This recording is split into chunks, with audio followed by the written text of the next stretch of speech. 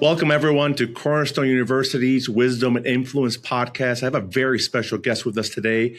He is one of the world's foremost scholars of the Russian writers and thinkers who exposed the promises and the tragedies of revolutionary ideology.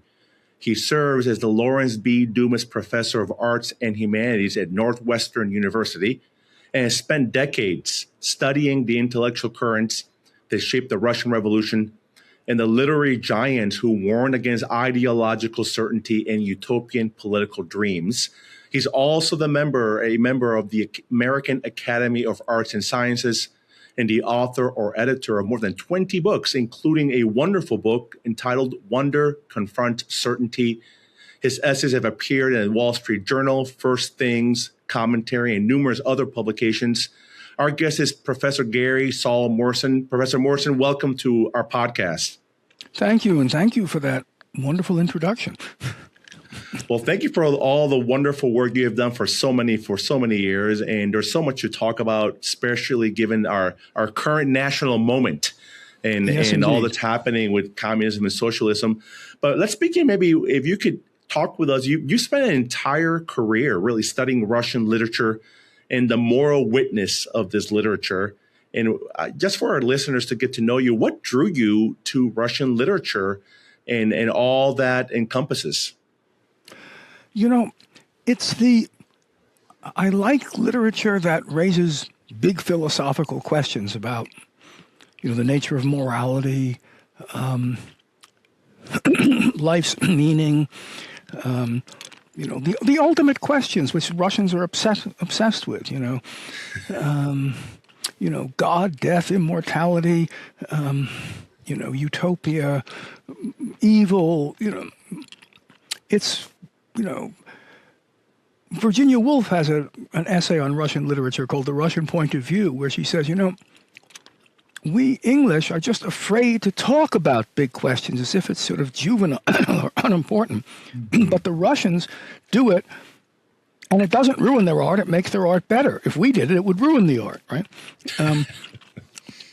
And she says that's why, the Russian novel is much better than the English novel, because it can do that. So that's the sort of thing that drew me to it. And then I was mostly a specialist in the 19th century in Tolstoy, Dostoevsky, but to write that last book you mentioned, The Wonder, Confront, Certainty, I had to really learn the literature of the Soviet period, and of course, the experience of communism, the extremity of it, made the questions raised in the 19th century even more pointed, because, it's one thing to talk about evil as it existed under the czars. It's quite another to talk about it, as it existed under, Lenin and Stalin. So the questions became even more pointed.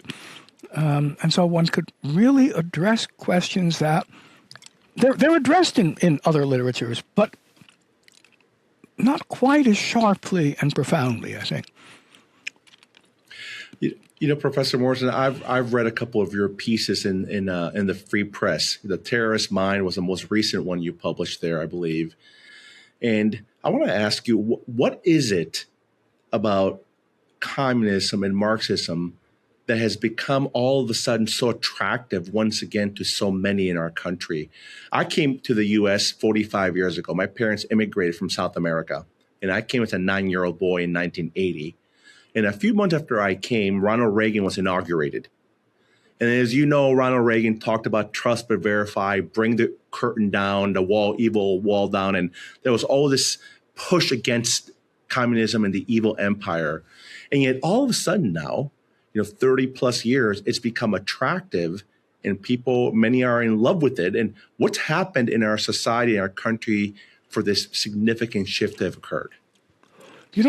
I wish I really knew the answer to that, but, I remember when communism fell. I mean, I was in, right after the Soviet Union fell, that was 1991, I was in a London bookshop, and they had put on sale all the works of Marx and Lenin and all the other communist thinkers. They were basically giving them away. And I said, what's going on? He said, nobody wants these anymore. So I, bought a whole library and shipped it home, right? But and then all of it, sudden it's there again. I mean, the Communist Manifesto begins with the line, "A specter is haunting Europe, the specter of communism." But now I'd say it's a zombie. I mean, it's risen from the dead. A zombie is haunting America, right? Why? I mean, one can guess various reasons.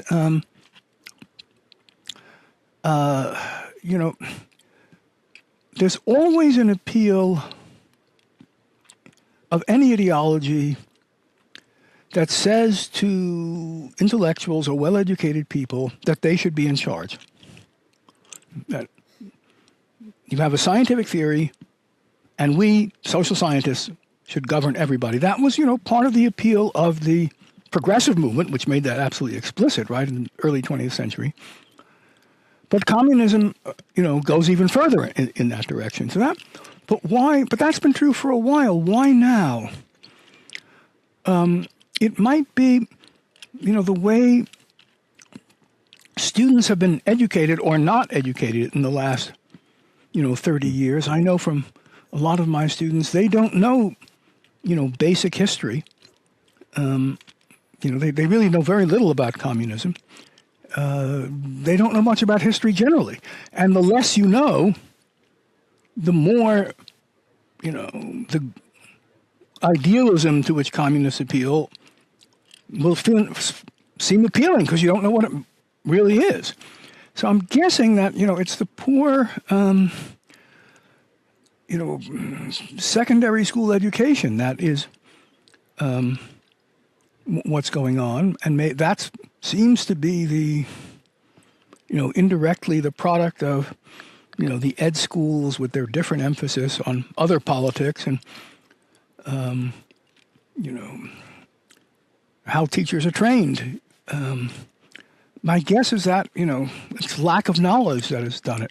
But I don't really know. I wish I had a better grasp of it, of why what I think of as such a discredited ideology,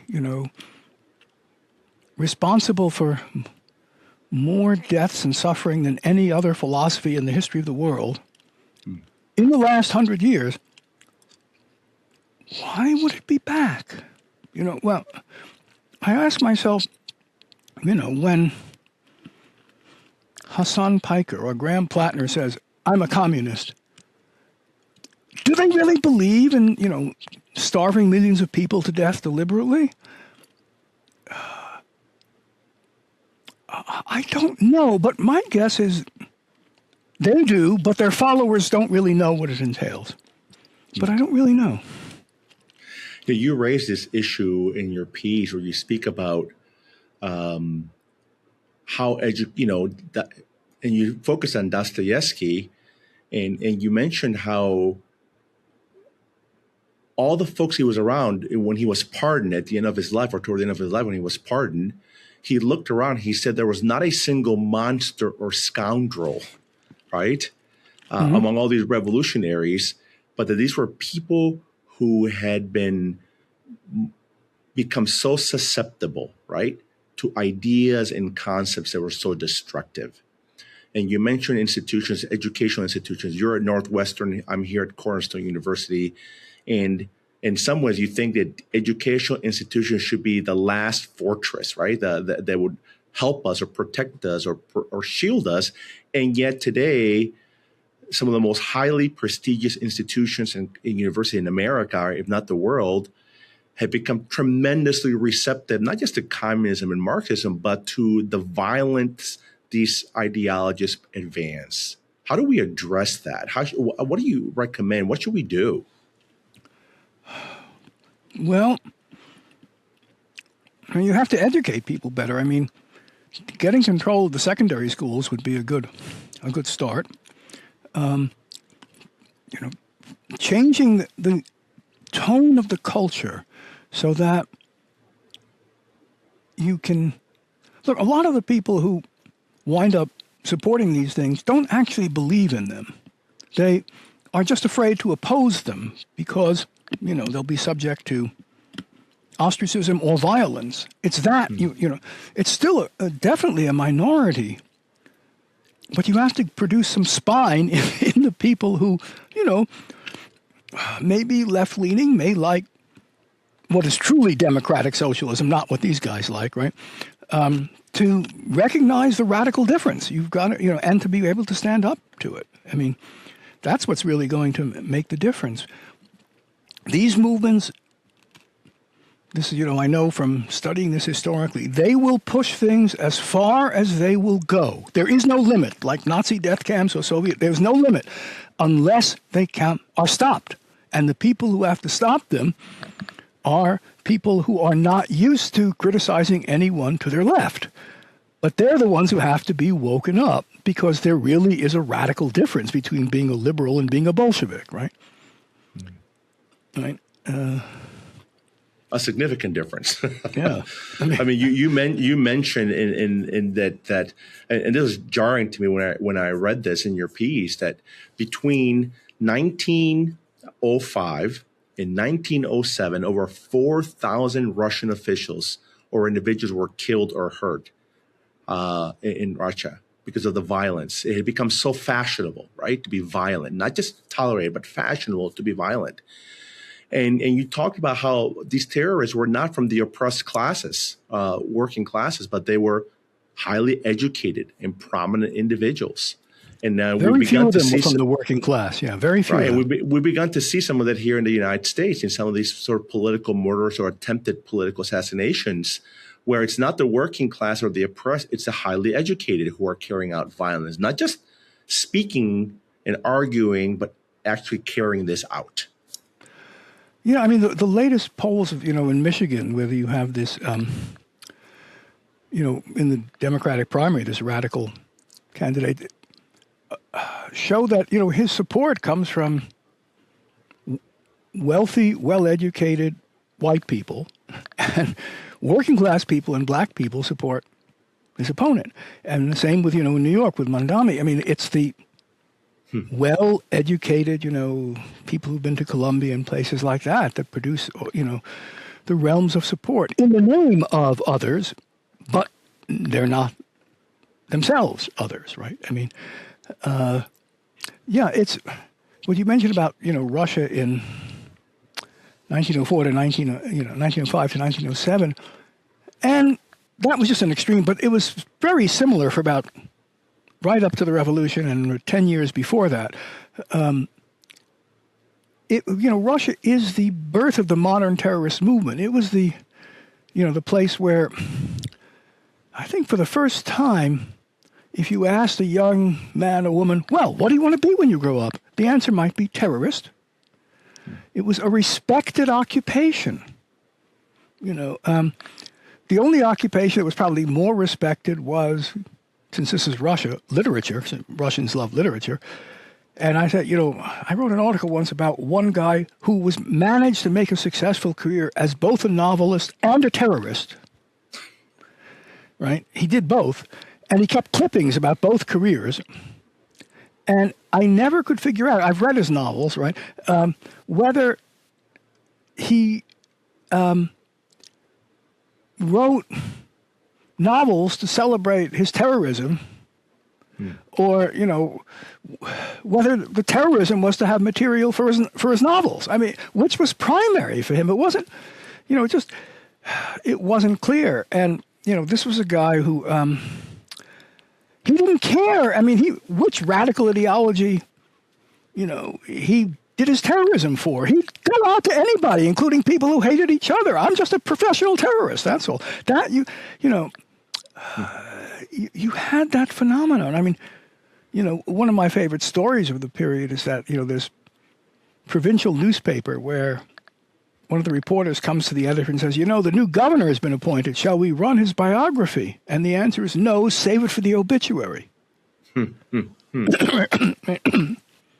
That's how. And then you've got, the Russian Liberal Party, called the Constitutional Democrats, or cadets.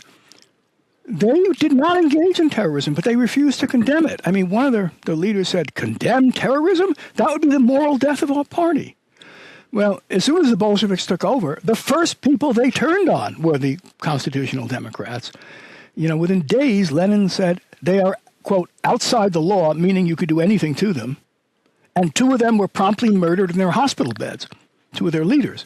Those are the people who have to stand up. And in Russia, they didn't. As I say, those are the people we have to realize there really is a difference. And, that someone a foot to your right is still closer to you than someone a mile to your left. But that people who grow up their whole life opposing anything to their right find it very difficult. It's almost as if they're violating their identity to do it in the other direction. Right? It's really an identity question. It's become your politics, your identity, right? I mean, when I was growing up, you would find, let's say Catholics wouldn't marry Protestants and vice versa, right? Now, my students don't care anything about that. But you don't marry someone from the other political party. You don't marry a Republican. That would be beyond the pale. It's the same. So it's become a kind of substitute for religion, you understand? And then it's very hard, right? It's your identity. Help us to understand this further through unpacking the term you coined, Lenin think. Which I think is a very, very important term and category to talk about. And perhaps maybe you can just tell our listeners, and what is it? What is this thing? And why is this a very important lens through which to look at communism and Marxism? So it's not just a bad economic system, but there's more to that. So maybe you can talk about Lenin think a little bit, please. Yeah, when I was asked to write this article about Lenin, now this was to celebrate the 150th anniversary of his birth. So I was writing it for 2020. And I thought I knew Lenin at that point, but then I started really reading him and reading the memoirs, and I realized I didn't. And I studied a lot of communism, but I would have said before that here's one position. Don't worry about killing people. If you need to kill people, kill them. I would have said that's what Lenin believed, but it's not true. That's what other revolutionaries believed. But in a formulation like that, it means you don't kill them unless you need to. But Lenin believes you kill them whether you need to or not. Okay? Murder was a goal. He said over and over again, we want civil war. If you don't, you think, well, the Civil War came because people wanted to oppose Lenin. He was killing them before they opposed him. The Civil War was a reaction to his killing them, not, a reaction to the revolution. The fundamental idea is that there is no morality outside the goals of the party and the power of the party. So that it is impossible to say that the party ever does anything immoral, regardless of what it does, because the standard of morality, the only standard, is the goal of the party. So if a Bolshevik was told, okay, you need to take 1,000 hostages and kill them, they wouldn't do it. They would take 5,000 because they were afraid of being called charitable, having compassion, and that would prove they were not Bolsheviks. Because the idea of Bolsheviks laughed at the idea that the human soul has infinite value. That's a religious idea. And if you actually have compassion, it means you're secretly religious, whether you know it or not. And therefore, to prove you're really a Bolshevik, an atheist, you kill more people, and you kill them, not just kill them, but you kill them as cruelly as possible. If you understand this, then you understand, the Stalinist gulag with millions, that Stalinist interrogation with, involved torture in every case starting in the middle of 1937. And let me tell you, the tortures, if I described them to you, they would make you sick. I mean, they're much worse than waterboarding. And where does that come from? anyone who didn't think it was a good idea would be proving he was not really a Leninist. So that's what Leninism means. Once you've signed on to Leninism, you have signed on to literally anything. And indeed, not just if it happens to happen, you have signed on to making the worst and cruelest things happen. That's what communism actually was in its ideology. It didn't use violence because it needed to. That's what was my mistake for many years. I thought, well, that's bad enough. You use violence whenever you never need to. That's bad enough. It's not nearly as bad as what it actually was. Well, this breeds a certain monster, right? I mean, I think about the psychology that you have to do that, and then the kind of psychology or psyche you breed and you nurture among the young and among the followers, right? A psychology that's just evil and destructive, and not just political, but it's fundamentally sadist and evil and destructive, right? The psychology of you do whatever you need to do, period. Or well, worse. It's even worse. You even if you don't need to do it, you do it. I mean, right? Yeah. When I was reading, people who, on October 8th was saying that the Hamas murders and rapes and tortures were a good thing. This was not a reaction to Israeli response. It was 23 Harvard students organizations made it that statement that it was a good thing the next day. They really, there is no the cruelty towards your opponents or to anyone who isn't your ally, because whoever is not with us is against us, is the idea, is a positive virtue. And that's why one of the reasons we're seeing so much violence right now, and it's going to go up, it would be my prediction, because there's no it's encouraged. I mean, do you see, left-leaning politician condemning left-leaning violence? I don't. I mean, a few cases you do, but not mostly, right? I mean, it's,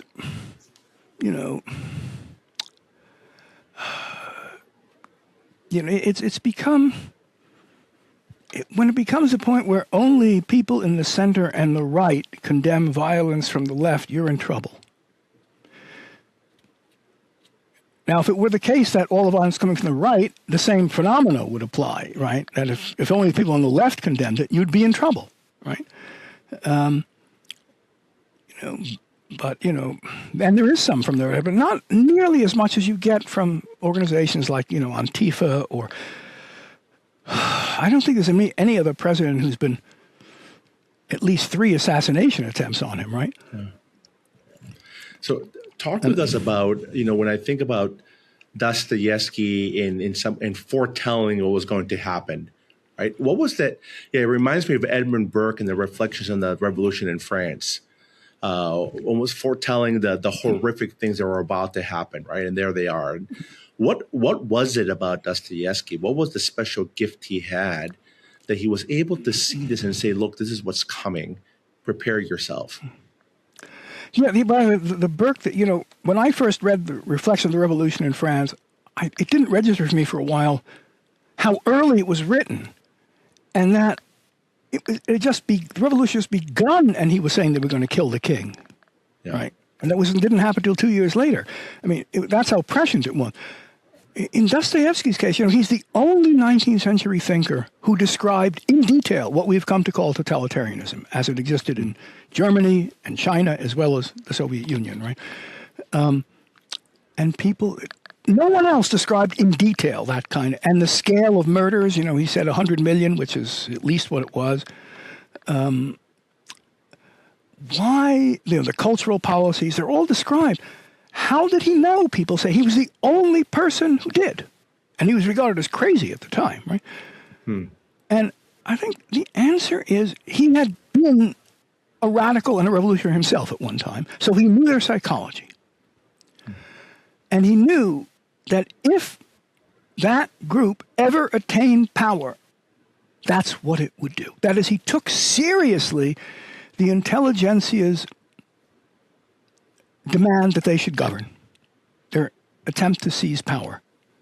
And that he also saw that, moderates and liberals were not going to oppose this, and that sooner or later they would gather the momentum and they would seize power, and this is what would happen.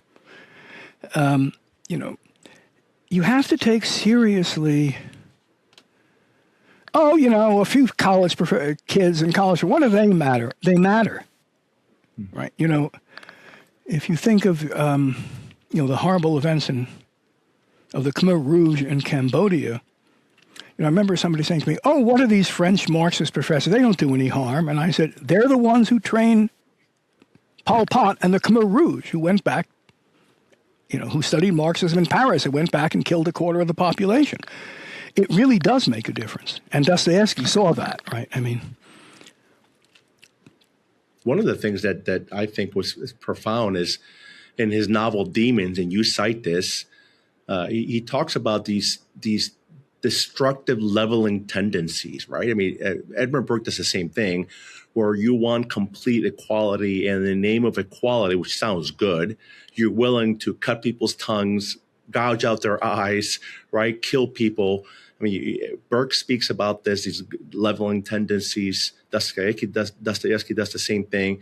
And here today, I think about the last 10 years or so, that where you have this, this equity, the argument for equity in radical equality, right? Aggressive equality. And it sounds good on the surface, appealing to those who perhaps are suffering or perhaps are sensitive to injustices. But really, if Dostoevsky is right, what we can expect, unless someone stands up to your point with spine and says no, is significant violent leveling tendencies. Is that fair? Yeah, equality can mean everybody's equal opportunity. That I don't know many people who would disagree with that. If it means the results have to be the same, the only way to get that is to, in one of the revolutionaries in Dostoevsky's novel, Looking Forward to the Future, his summary of it is, Cicero will have his tongue cut out.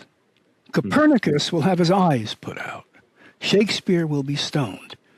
All in the name of equality. Okay? That's what you'd have to do, right? It's, and what's more, the people who are, don't have those talent benefit from the ones who do. So they suffer much more too, right? But in fact, in practice, it doesn't work that way.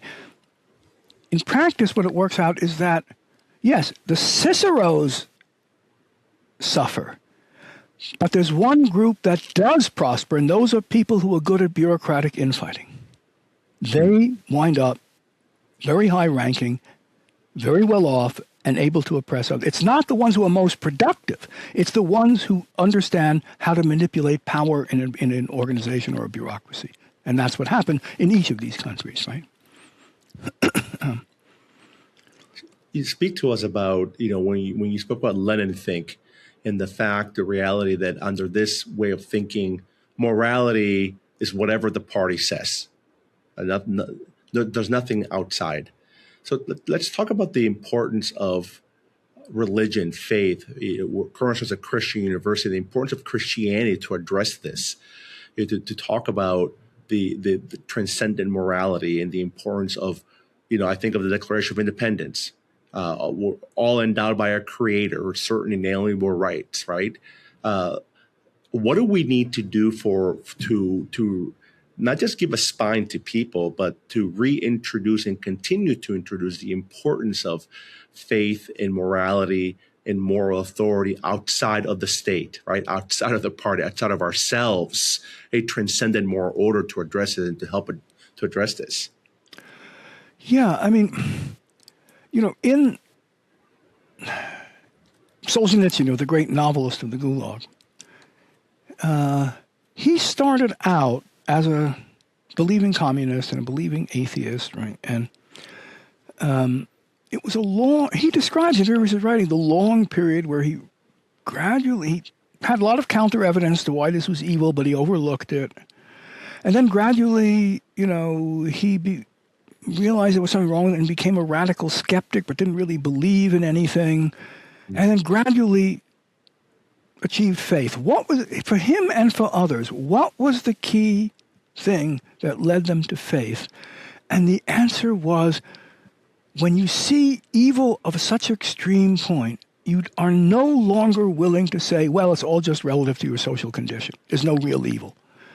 You think there really is objective evil, and therefore there must be a source that defines good and evil, and there must be God.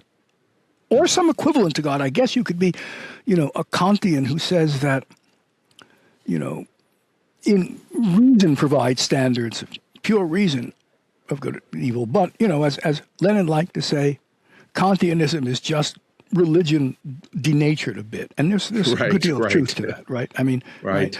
So if you were a Kantian, you believed in God anyway. Well, it's not exactly true, but it's true that it relies on religion, right? I mean, on a religious perception, just doesn't appeal to it. So, when you see evil profoundly enough, and you're told, well, what you define as evil is just socially relative. That if Nazis think this is good, then it's good for them and bad. Right? If you really accept the relativist paradigm, that's what you lead to, right? And you've got to get people to realize, well, if they don't accept it, if they want to say, no, this is just wrong, it's not a matter of your culture, it's just wrong, there has to be a standard outside of social norms, right? And that's the consideration that, Dostoevsky appealed to. And it's one that, in the Soviet period, led many people to, to belief in God. I mean, it wasn't only Christians. I mean, Natan Sharansky, the Jewish, did a similar journey. And it wasn't just, Russian Orthodox. I mean, people would meet in the camps. There were many sectarians. There were, Baptists and Seventh-day Adventists in the camp. Not many, but there were some. And memoirists, even those who, remained atheists, pointed to the fact that the only people who you could rely on not to save their own life at the expense of somebody else are the religious believers. Even the atheists point this out, right? Mm-hmm. They think they're crazy for not saving it, but they point it out. They're the ones you can rely on, okay? And it impresses them a lot, okay? It impresses them. I mean, one of the memoirists who did remain an atheist, Yevgenia Ginsburg, she talks of a time when, in the frozen gulag in the far north, a group of Seventh-day Adventists refused to, or was it Baptists, I can't remember now, work on Easter. And as a punishment, they're let out onto a frozen lake and told to take their shoes off and just stand there. Okay? Mm. And they do that, and they sing hymns. Okay? Mm. And the other prisoners, including this woman, look on and say, is this an example of amazing spiritual strength? Or is it craziness? And then the next question is, but would we have the strength to do this for our convictions? And the answer is no. So this is, you have to believe that there's something bigger than yourself and bigger than society to really stand up when the pressure is on. Anybody can stand up when it costs you nothing, right? I would never steal or rob, say some of my colleagues, and I don't have God. Well, yeah, you're under no pressure whatsoever. But if what if you were, the cost was really great not to steal or rob, right? Then would you? Well, let's see. That's the consideration that leads so many, and I'm suspecting, there's of the religious revivals. Or the rebirth, in some cases the birth of Christianity in China, that I'm guessing, although I'm not a Chinese expert, that has something to do with it too. Because the Chinese believe in the same ethic as, at least officially, as Leninism. They're Leninists. Professor Morson, I've talked to some Christians who argue that that what happens in the early church in the book of Acts, chapter 2, where we're told that the apostles and the early Christians shared all things in common, is really communism. Therefore, there's a lot of synergy between communism and Christianity because of that scripture passage, that everyone shared everything they had in common. So therefore, communism is somehow Christian or biblical. And I've paused because I remember my first year in graduate school studying communism. I'm a political philosophy doctorate, and studying communism and reading Marx and Hegel and Feuerbach and all these individuals and thinking, there's nothing here that would even suggest there's synergies. But help us for the many Christian listeners of our podcast who think that there's some kind of friendship between communism and early Christianity. Please shed some light on that. Well, the question is, was there any government forcing the people to share everything in common at the expense of their lives? Was somebody going to shoot them or arrest them if they didn't? There's nothing preventing you right now from sharing everything you want. Communism is state power enforcing it. It's not people freely choosing it. That's the difference, right? You can freely choose it now. There's nothing preventing you from being a communist in that sense. But that's not what communism is. Communism is absolute, unlimited power, as Lenin defined it, right?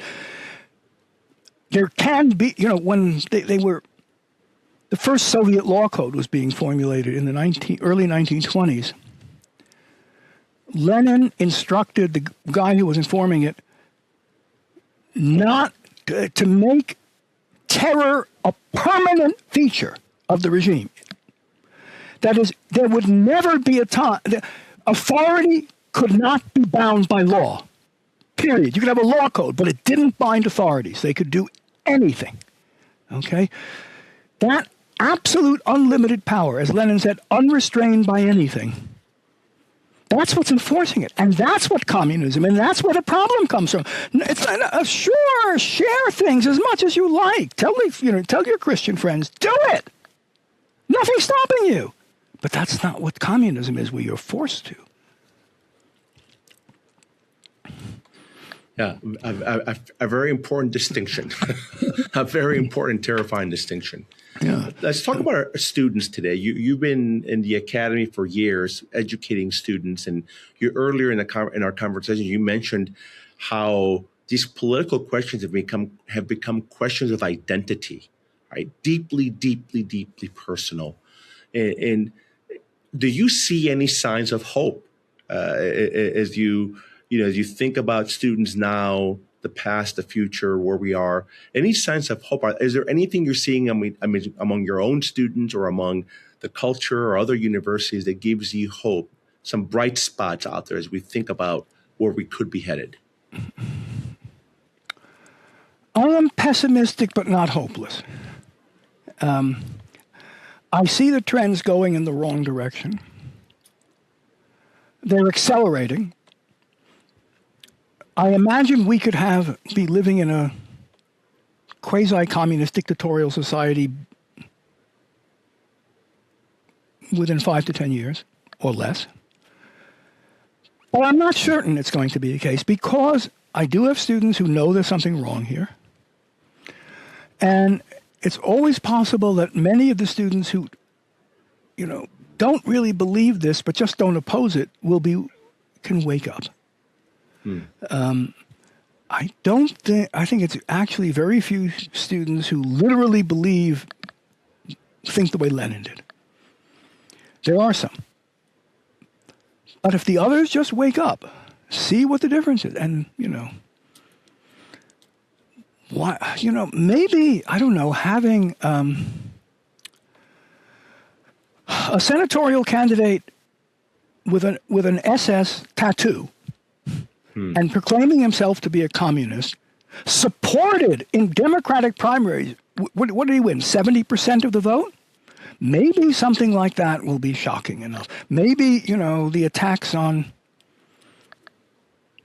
synagogues will do that. I mean, the lawsuits against, the Little Sisters of the Poor and didn't seem to do much, but maybe physical violence, will, people may have to, it may be brought home.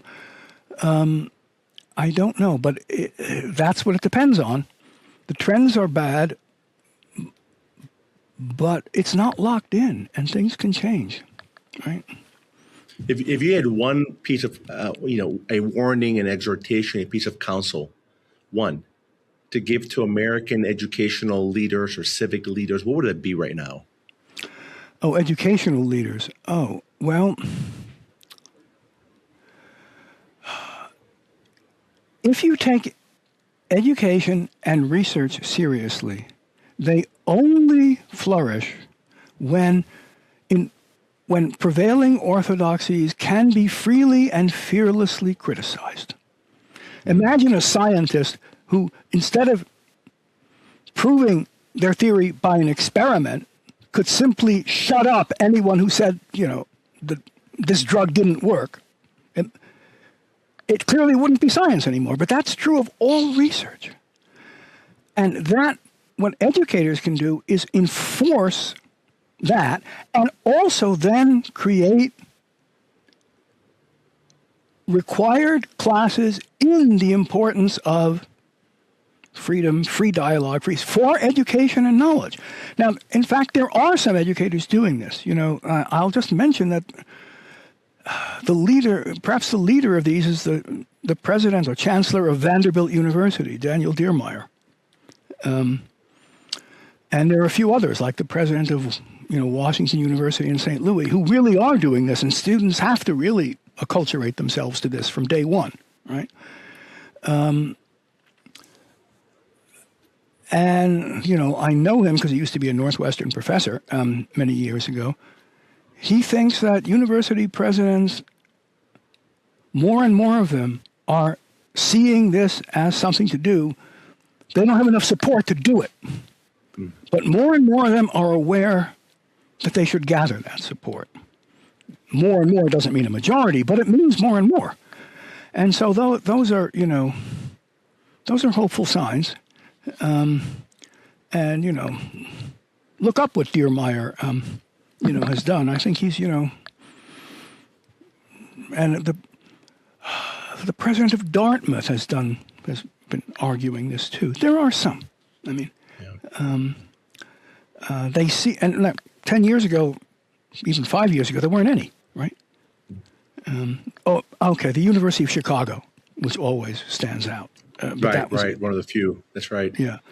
And on October 1, in just a few weeks, Professor Morson, you'll be here for our wisdom conversations on why not communism, a wisdom conversation on faith, freedom, and the future of America. And there'll be a lot of students here in this chapel who will come to this event. We're looking forward to seeing you and hosting you on our campus. But perhaps you can send a message to our students and any student listening to the podcast.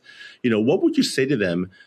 Should they, number one, if they find communism or socialism or does extreme communism appealing, or they don't know much about it, but it seems interesting, or more than appealing, they're supporting it, what would you say to them now? What would be the most persuasive case you can make them now to say, stop? Look at what it actually was in practice, and not just in one country, but in many countries. It was 18 countries, and always with the same results. It was not as if one country made them, went off the skew, right? Take a look at, let's say, pick up Solzhenitsyn's book. There's an abridged edition, The Gulag Archipelago. Just read it and see what communism was in practice. And that's not the only really awful things in communism, because the Gulag was not the only really awful thing, right? There were many things that were as bad. But just read that one. See what you're really supporting. They appeal to the same ideals. They called themselves democratic. Even today you have North Korea calls itself the Democratic People's Republic of Korea. The word democratic doesn't mean what it does in the United States, right? It can mean that. It can also be used to mean something done in the name of the people by a fierce dictatorship, which it did, right? Look at what actually is in practice, and the Gulag Archipelago is a good place to start. right? And if you say, well, that wasn't real communism, then the question is, what's going to prevent your version from being different? After all, so many have wound up that way. Yeah. If somebody were to say to you, well, that wasn't real National Socialism, we need real national Nazism now, what would you say? And that's only been done in one country, not 18. Okay? Learn what's actually happened. Professor Morson, it's been a delight to speak with you. Thank you for joining the Wisdom and Influence podcast here at Cornerstone. I look forward to meeting you in person in just a few weeks. Thank you for all that you do, all your writing, all your work. It's so important. And may you continue for as long as you're able to. It's a treasure to our country. Thank you so much, sir. Hey, thank you so much for having me. Much appreciated. I'm looking forward to meeting you. Thank you. Bye-bye. Bye now.